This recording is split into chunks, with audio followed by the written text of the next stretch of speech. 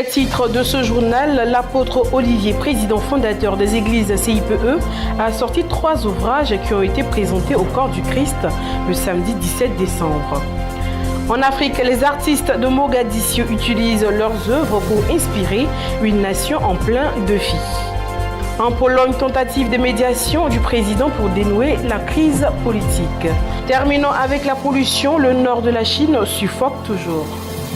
Bienvenue à tous, ouvrons ce journal avec l'actualité religieuse. L'apôtre Olivier, président fondateur des églises CIPE, a sorti 3 ouvrages qui ont été présentés au corps du Christ le samedi 17 décembre 2016 au siège des églises CIPE aux Deux Plateaux. Plusieurs fidèles et hommes de Dieu étaient présents à cette cérémonie de dédicace. Le samedi 17 décembre 2016 est une date mémorable pour les membres de l'église CIPE, Centre international du plan d'évangile, Temple la Renaissance des Deux Plateaux, dirigé par l'apôtre Olivier Bonny. Ce, pour une célébration particulière marquée par la dédicace et la présentation de 3 ouvrages faits des mains de maître par l'apôtre Olivier Bonny. Ces ouvrages dont les titres sont La parole de Dieu à notre portée, le décryptage de Psaume 23 et les clés de la grandeur, des ouvrages symbolisés par 16 années de dur labeur. J'avais une interrogation parce que les hommes, quand ils nous racontent, ils ont l'habitude de nous dire Dieu est amour, Dieu est bon, Dieu bénit, pourquoi nous souffrons? Ma question a été de rechercher une réponse pour soulager l'humanité. Si Dieu nous aime, si Dieu a toutes sortes de bénédictions, pourquoi les gens souffrent? Et l'éternel Dieu, avec le pâturage ecclésiastique, c'est-à-dire Dieu dans le monde, Dieu sur la terre, Dieu dans l'église, Dieu dans nos familles, comment se comporte-t-il? Que fait-il? Qu'attend-il de nous? Que devons-nous faire pour que nous soyons bénis? Mais sûrement, je peux être béni par la foi, mais je peux être aussi béni sûrement. Et ce livre relate comment on peut marcher avec Dieu sans souffrir et être sûrement béni. 3 ouvrages de très belle facture et un contenu qui permet de comprendre comment on peut marcher avec Dieu et être sûrement béni. Le décryptage du Psaume 23. Ce livre-là a une longue histoire. Vous savez, je lis le Psaume 23 et je me rends compte que Dieu a 9 choses qu'il manifeste quand il est au milieu des hommes. Et je me rends compte aussi que Dieu a mis à la disposition de l'Église 9 dons spirituels. Et quand on parle du fruit de l'esprit, il y en a aussi 9 caractères. Donc, quand nous les mettons ensemble, nous constatons que pour être béni, il faut un caractère précis. C'est-à-dire, si je veux une voiture, Dieu me demande un caractère précis. En fonction d'un don précis. Et Dieu m'a fait la grâce au bout de 16 ans de mettre tout ça là par écrit. À l'occasion de la dédicace de ces ouvrages, le samedi 17 décembre 2016, au siège des églises CIPE, l'apôtre Olivier Bonny a été élevé au rang de docteur en théologie et docteur en divinité. Les fidèles des églises CIPE ont tous convergé ce samedi 17 décembre 2016 pour un moment de célébration pour dire merci à l'Éternel pour tous ses bienfaits. Un jour qui marquait la présentation des ouvrages de l'apôtre Olivier Bonny, président fondateur des églises CIPE. Et cet événement revêt un caractère particulier avec la présence d'éminents servantes et serviteurs de Dieu et aussi modèles de l'Évangile en Côte d'Ivoire et des chants de l'Éternel. Et surtout la présence des membres du jury qui ont octroyé le diplôme de docteur en théologie et docteur en divinité venu des ISA au nom de l'université REMA.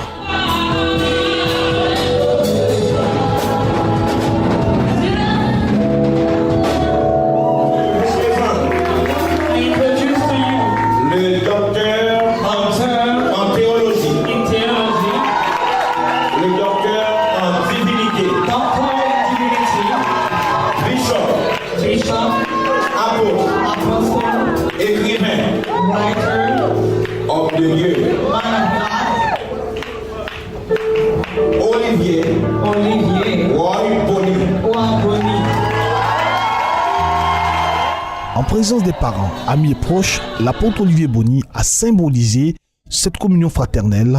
En témoignent les tenues du sacerdoce et surtout la famille biologique qui habille leur fils, signe de fierté.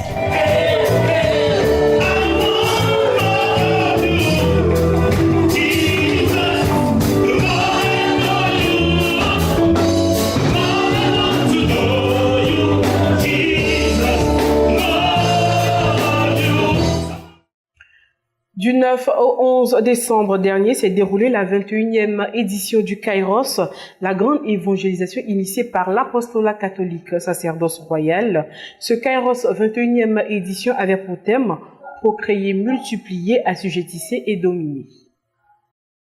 Nombreux sont les fidèles venus participer à la 21e édition du Kairos organisé par l'apostolat catholique d'évangélisation sacerdoce royal qui s'est tenu les 9, 10 et 11 décembre 2016. Plusieurs personnalités du monde ecclésiastique étaient présentes à cette traditionnelle grande évangélisation dénommée Kairos qui revêtait une importance particulière due à la célébration du 5e anniversaire. Au nombre de ces personnalités, Monseigneur Alexis Touabli Youlo, évêque du diocèse d'Agboville et président de la conférence des évêques catholiques. Le révérend père Éric Norbert Abécan, curé de la paroisse Notre-Dame de la Tendresse. Le frère Mathias Marie, responsable de l'école d'évangélisation de la communauté catholique, maire du Divin Amour. Le serviteur général Marcel Blé, premier responsable du service catholique d'évangélisation. Et le modérateur Abraham Marie, premier responsable et fondateur de l'apostolat catholique d'évangélisation sacerdoce royal.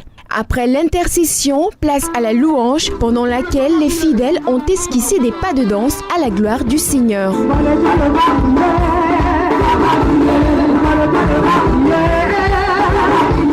Le modérateur Abraham Marie est ensuite monté au pupitre pour enseigner le peuple de Dieu sur le thème « Procréer, multiplier, assujettisser et dominer » tiré du livre de Genèse, le chapitre 1 au verset 28.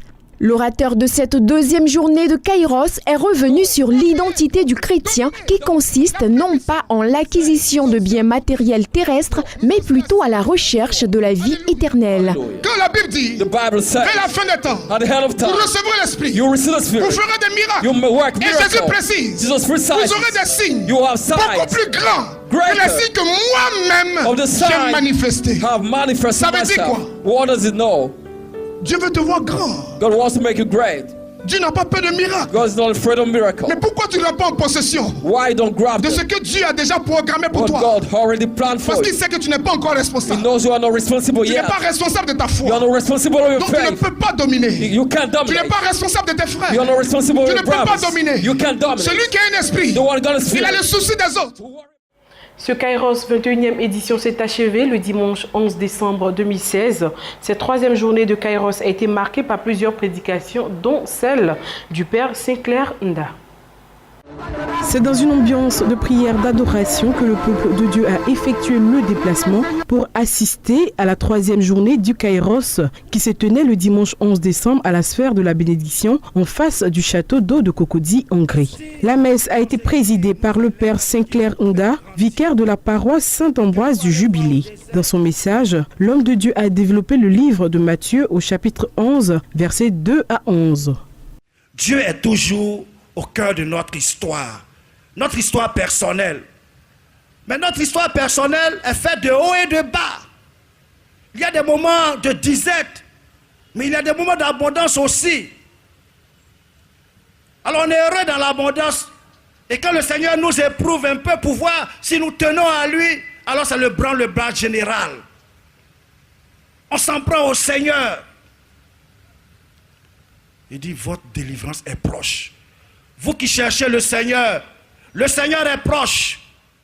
Suite à l'enseignement du vicaire Nda, l'évêque Alexis Touabli Youlo, président des évêques catholiques de Côte d'Ivoire, a expliqué le thème de ce Kairos 21e édition. Dieu nous l'a dit clairement. That's what God said clearly. Procréer, multiplier, multiply, assujettisser, subdue, dominer. and dominate. L'homme détient des pouvoirs divins. Human being, God's divine power. Et il peut les utiliser tels que Dieu le veut. Alors ça donne le bien. And you can use them as God wants. Mais aussi, hélas, il peut les utiliser contre Dieu. Et ça donne le mal. You can use against God and this give evil things. Des explications qui ont été suivies de l'enseignement du frère Marcel Blé et du modérateur Abraham Marie.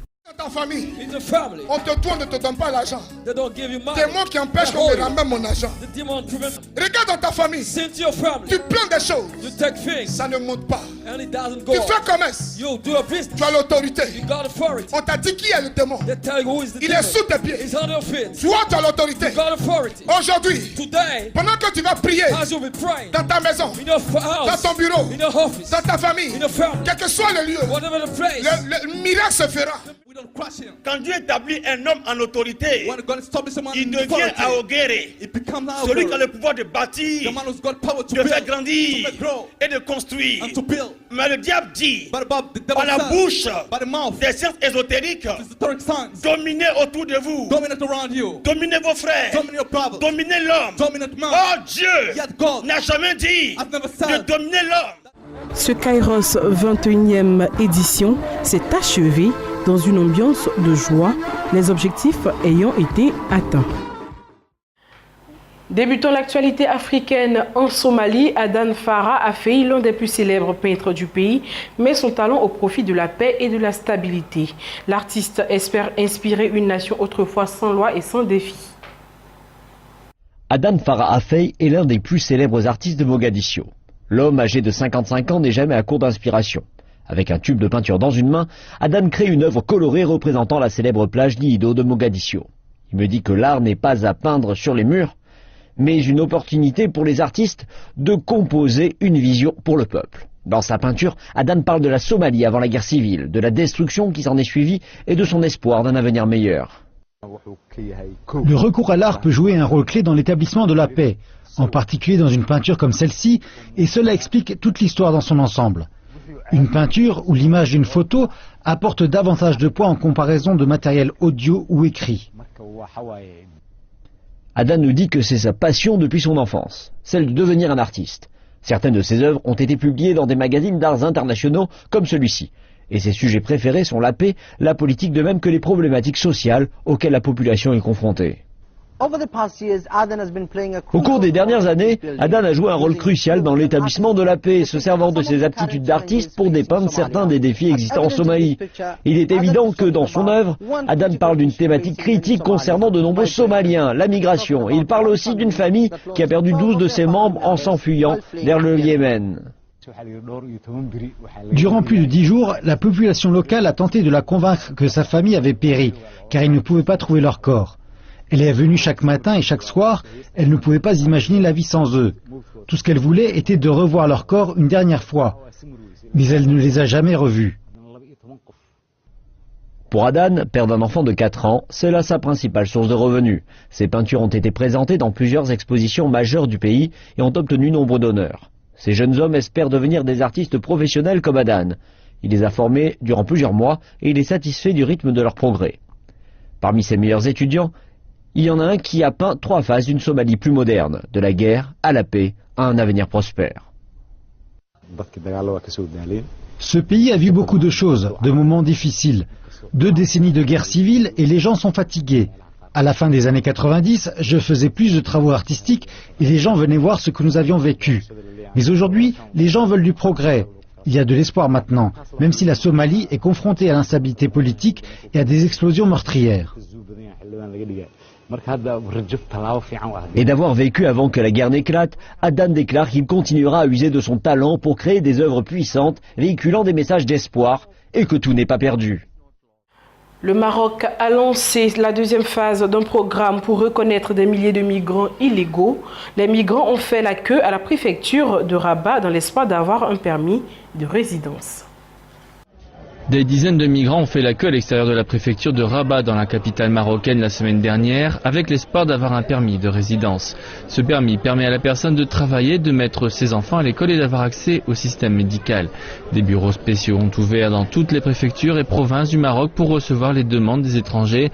Le Maroc a pendant longtemps été un lieu de transit vers l'Europe, mais alors que les pays européens ont augmenté la sécurité aux frontières pour freiner la vague sans précédent de migrants, ceux qui n'ont pas pu entrer en Europe ont posé leurs valises dans le pays.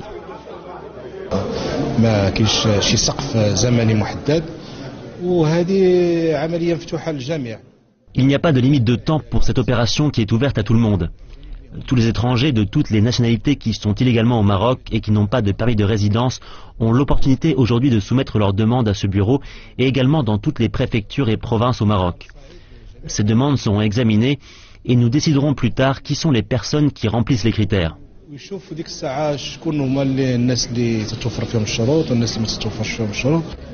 Le programme couvrira les étrangers mariés à des ressortissants marocains, les étrangers qui travaillent et vivent dans le pays illégalement, ceux avec 5 années de présence continue au Maroc et ceux qui ont une maladie chronique. Et aujourd'hui, je suis venu encore pour faire le deuxième dépôt. Parce que j'avais fait le premier dépôt, je n'ai pas reçu mon carte chez vous. Et je ne sais pas pourquoi, moi-même, je me posé la question parce que j'avais déposé sans RIDAL. Donc, sinon, j'ai toute la preuve je suis là à peu près maintenant de 5 ans au Maroc. Je suis rentré ici au Maroc en 2011. Une majorité de migrants viennent d'autres pays africains, mais le Maroc est aussi devenu le lieu de résidence pour des milliers de Syriens qui ont fui le conflit dans leur pays. Les migrants d'Afrique, de Syrie et des Philippines espèrent tous avoir leurs papiers et certains remercient le roi marocain de leur donner l'amnistie. À l'international, plus précisément en Pologne, le président polonais mène la médiation pour dénouer la crise politique dans son pays. Le mécontentement des députés de l'opposition ne faiblit pas depuis plusieurs jours suivis.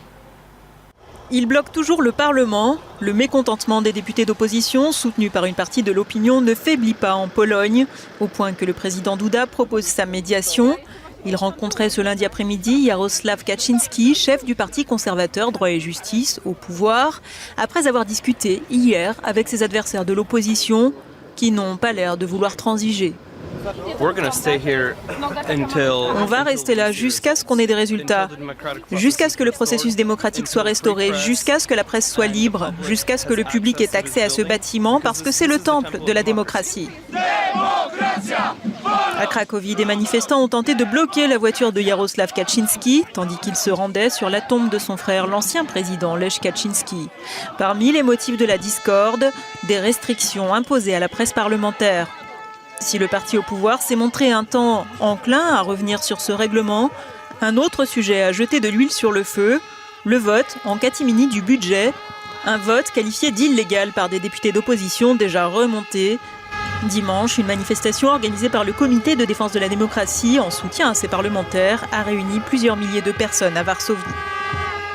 Aux États-Unis, depuis son élection, Donald Trump, le président élu, préfère s'exprimer sur Twitter plutôt que de répondre aux questions de la presse. À un mois de sa prise de pouvoir, les journalistes s'interrogent sur l'accès qui leur sera accordé à la Maison-Blanche. À 23 ans, Trings va devenir l'un des plus jeunes correspondants à couvrir la Maison-Blanche. En attendant d'interroger Donald Trump sur One American News, c'est via Twitter et l'équipe de communication du président élu qu'il s'informe sur le futur gouvernement. Il a une conférence téléphonique avec ses chargés de communication. Durant cette conférence, les journalistes peuvent leur poser des questions. Une fois à la Maison-Blanche, nous espérons que ces appels vont se transformer en conférences de presse quotidiennes pour poser nos questions. Pas de conférence de presse depuis son élection. Des déclarations via communiqué ou sur Twitter, Donald Trump continue de bousculer les traditions de la transition présidentielle. Alors à Washington, des professeurs comme Sarah Binder tentent de préparer les journalistes à couvrir sa présidence. Trump semble aimer communiquer directement avec ses électeurs. Il pense que c'est la façon de délivrer un message, parler directement aux gens, plutôt que de préparer une grande déclaration qui est ensuite rapportée par les médias. C'est presque les médias qui se précipitent pour se tenir au courant de ces derniers tweets. Durant la campagne, les chaînes d'information américaines n'ont officiellement soutenu aucun candidat, contrairement aux journaux, qui ont majoritairement rejoint Hillary Clinton. Mais dans sa tournée de victoire comme en campagne, Donald Trump met tous les médias dans le même panier. Ces gens-là, les médias, ils sont extrêmement malhonnêtes. Nous avons exposé la crédibilité de la presse. Elle est tout sauf crédible. Quasiment inconnu il y a un an, le site d'information Breitbart, proche de l'extrême droite américaine, est l'un des rares à avoir ouvertement soutenu Donald Trump durant la campagne. Son ancien patron a été nommé conseiller présidentiel et le site connaît un succès grandissant. En Caroline du Nord, c'est aux médias préférés des conservateurs que ces électeurs de Donald Trump font le plus confiance pour les informer. Fox News. Dans son émission, Bill O'Reilly donne les faits. Il ne les déforme pas. Fox semble être la plus fidèle à la réalité. CNN est nul. Comme les autres correspondants, Trey Hingst ne sait pas encore à quoi ressembleront ses journées à la Maison-Blanche. Le rendez-vous quotidien avec la presse devrait être modifié, trop démodé selon l'équipe du président. Au Mexique, une explosion survenue sur un marché de feux d'artifice a fait au moins 31 morts et plusieurs dizaines de blessés. Le drame s'est produit mardi sur le marché de San Pablito, près de Mexico. Au Mexique, au moins 31 personnes sont mortes ce mardi dans l'explosion survenue sur ce marché de feux d'artifice. Il y a également plusieurs dizaines de blessés. Cela s'est passé en milieu d'après-midi sur ce marché situé à Tultepec, près de Mexico. Le site, spécialisé dans les produits pyrotechniques, accueillait de nombreux visiteurs venus acheter des feux d'artifice en prévision des fêtes de fin d'année. Ainsi, ce témoin qui se trouvait à proximité. J'ai entendu l'explosion dans un magasin au bout de l'allée, dit-il, puis il y a eu des explosions en série. Les gens étaient projetés au sol. Ceux qui pouvaient se sont enfuis en courant, mais il y avait des morceaux de béton et de briques qui tombaient partout.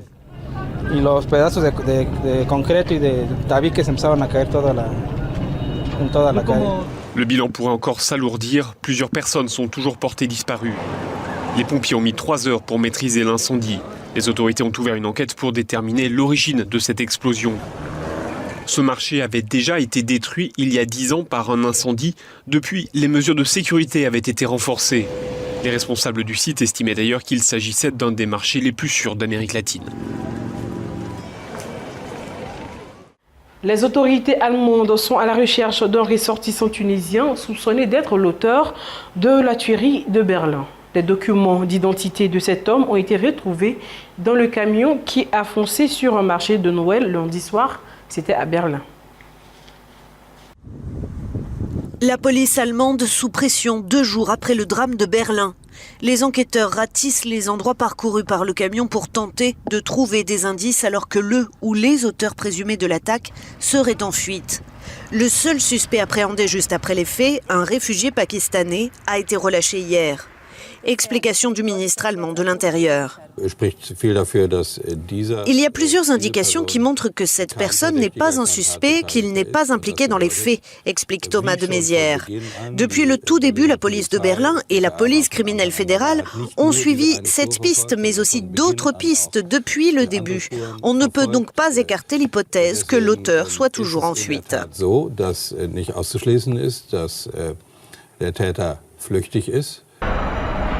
Les autorités ont retiré hier matin l'épave du camion qui a foncé lundi sur un marché de Noël, faisant 12 morts, dont le chauffeur polonais attitré du poids lourd et 48 blessés. Une attaque revendiquée par le groupe État islamique. La Turquie et la Russie ont salué la mémoire de l'ambassadeur russe assassiné lundi à Ankara. L'hommage turc s'est tenu sur le tarmac de l'aéroport d'Ankara, juste avant le rapatriement vers Moscou de la dépouille du diplomate.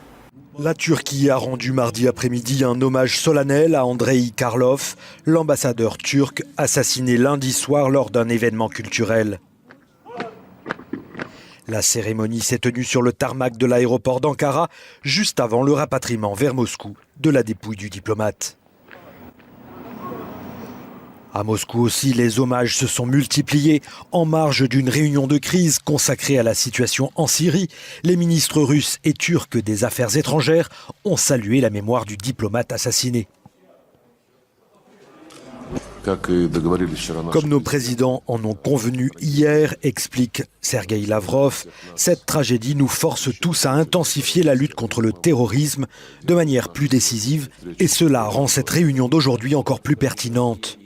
Le ministre turc des Affaires étrangères s'est également exprimé.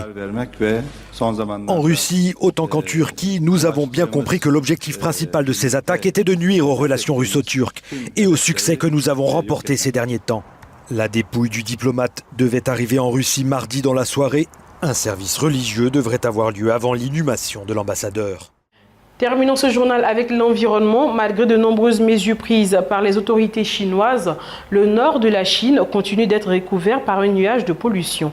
À Pékin, cette pollution est mesurée à 400 microgrammes par mètre cube quand le niveau recommandé par l'Organisation mondiale de la santé est de 10 microgrammes. Même à 400 mètres du sol, le sommet des gratte-ciel est à peine visible. L'épais nuage de pollution qui recouvre le nord de la Chine depuis 5 jours ne donne aucun signe de dissipation. Une vingtaine de villes restent en alerte rouge, à commencer par Pékin, et les mesures, comme la circulation alternée, semblent bien vaines.